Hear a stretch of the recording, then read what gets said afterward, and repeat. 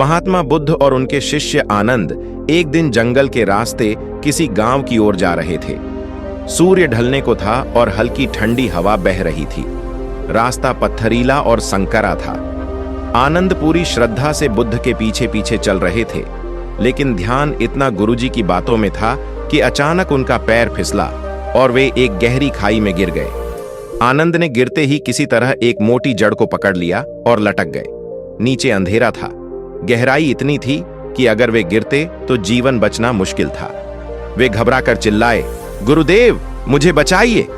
महात्मा बुद्ध ऊपर खड़े शांत भाव से आनंद को देख रहे थे।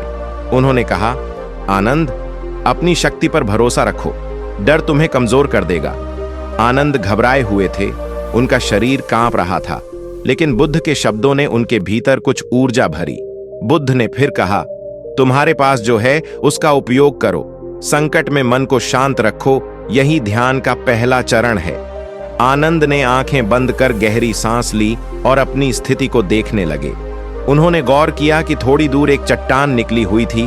अगर वे झूल कर उसे पकड़ सकें तो शायद ऊपर चढ़ सकते थे। उन्होंने बुद्ध के शब्दों को याद किया, डर को मन से निकालो, साहस से काम लो। वे धीरे धीरे झूलते हुए उस चट्टान तक पहुंचे और किसी तरह उसका सहारा लिया। फिर अपने पैरों को टिकाकर ऊपर की ओर बढ़ने लगे। बुद्ध वहीं खड़े थे। उनकी आंखों में न कोई घबराहट थी, न चिंता, बस एक सहज विश्वास।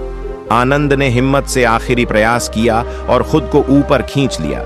जैसे ही वे ऊपर आए, बुद्ध ने मुस्कुराकर कहा, जीवन में संकट आएंगे, लेकिन जब तक तुम धैर्य नहीं रखोगे, समाधान नहीं मिलेगा।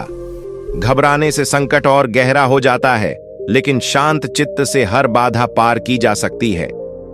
आनंद उनके चरणों में गिर गए। आज उन्हें ध्यान और धैर्य का सबसे बड़ा पाठ मिल चुका था।